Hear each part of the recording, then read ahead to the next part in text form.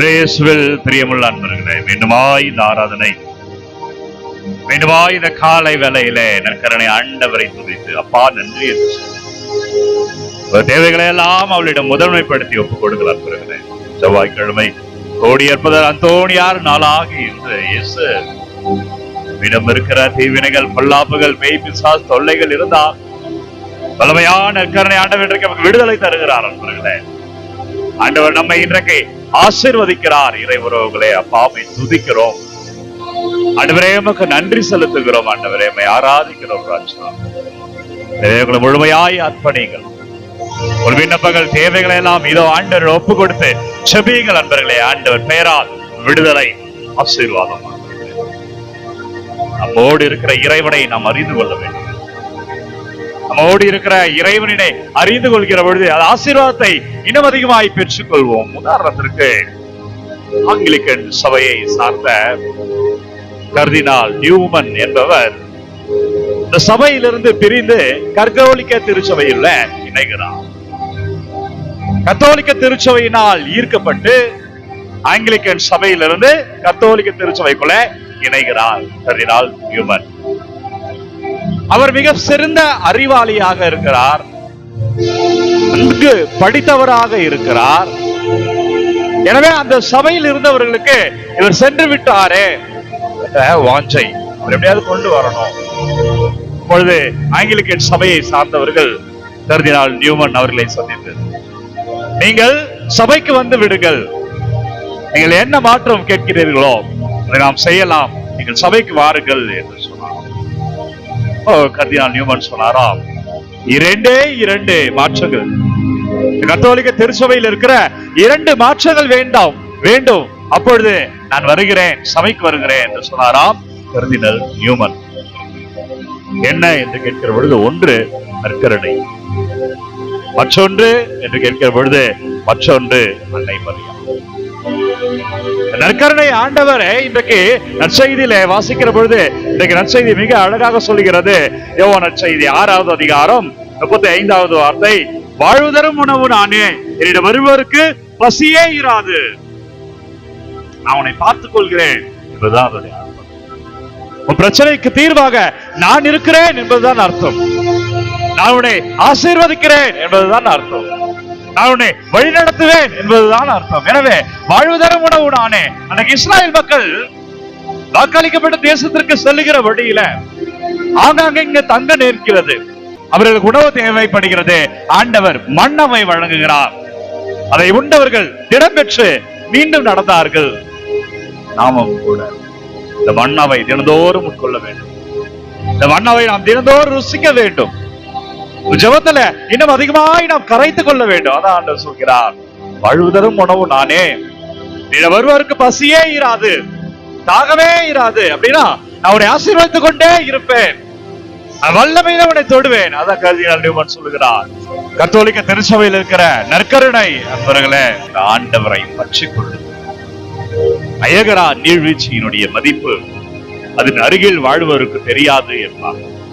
எங்கிருந்தோ வந்து நீர்வீழ்ச்சியை ரசிப்பார்கள், ஆனால் அருகில் இருப்பவருக்கு தெரியாது. அது போலதான் கத்தோலிக்க திரு சமூகமே, ஆண்டவருடைய நற்கருணை ஆண்டவருடைய வல்லமை நமக்கு தெரியாது.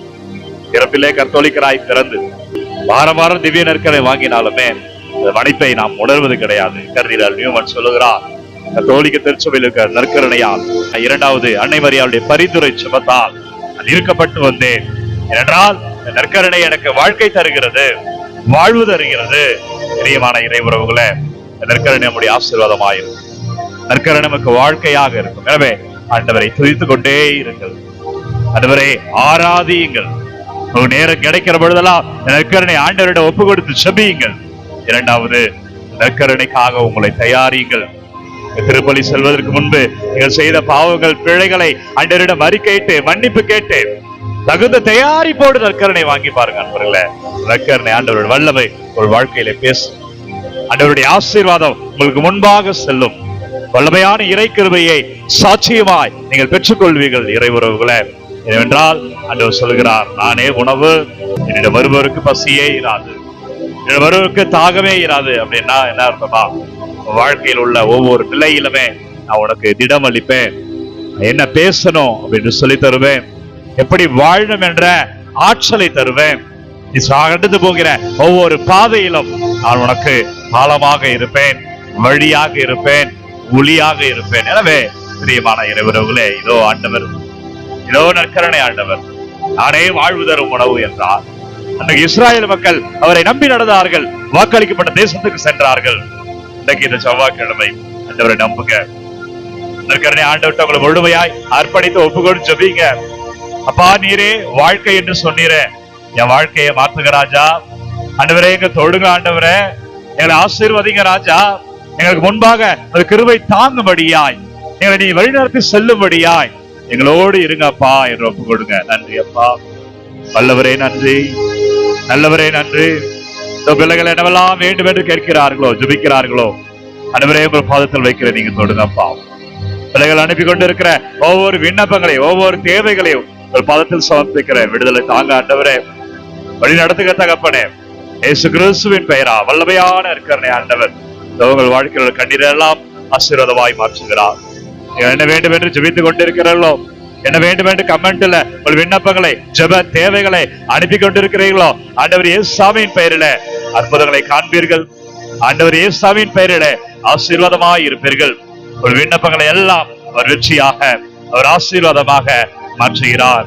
ஏனென்றால் அவர் ஆண்டவர் தான் சொல்லியிருக்கிறார், நானே வாழ்வு தரும் உணவு, என்னிடம் ஒருவருக்கு பசியே இராது, தாகமே இராது. எனவே பிரியமானவர்களே, இந்த ஆண்டவரிலே முழுமையாய் அர்ப்பணிக்கப்பட்டு ஆண்டவர் எல்லாமே முழுமையாய் கரைத்து கொண்டு இந்த வாழ்க்கையை தொடங்குகிற உங்களுக்கு ஆசீர்வாதத்தை காண்பீர்கள், வல்லமையை காண்பீர்கள்.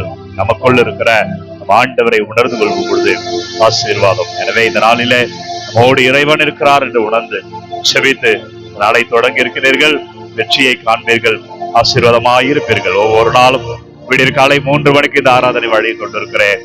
யாருக்கு தேவை என்று நினைக்கிறீர்களோ அவர்களோடு பகிர்ந்து கொள்ளுங்க. God bless you. Take care.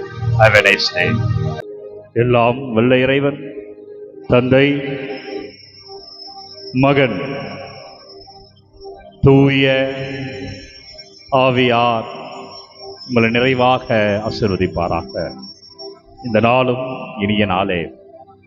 ஒரு துன்பமெல்லாம், கவலைகள் எல்லாம் ஆசீர்வாதமாய் மாறுகிறது. ஆண்டவர் உன்னோடு வருகிறார். தைரியமாயிரு, வெற்றியை காண்பாய். நன்றி அன்பர்களே.